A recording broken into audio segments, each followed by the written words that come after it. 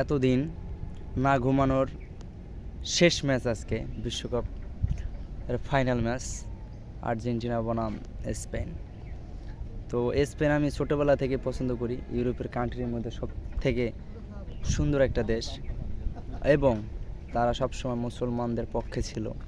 তো যাই হোক, অন্য মানুষের অন্য দলও পছন্দ থাকতে পারে। আমার পাশে এক ভাই আছে, তার দল মনে হয় সম্ভবত আর্জেন্টিনা।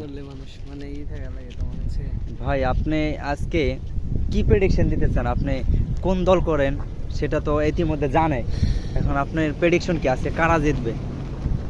আজকে আসলে প্রেডিকশন দেওয়াটা একটু টাফ, কারণ ফাইনাল ম্যাচ আসলে কিছু বলা যায় না, কারণ সর্বোচ্চ দুইটা দলই চলে আসছে ফাইনালে। স্পেনও যথেষ্ট ভালো খেলছে, আর আর্জেন্টিনাও তাদের সর্বোচ্চটা দিয়ে খেলছে।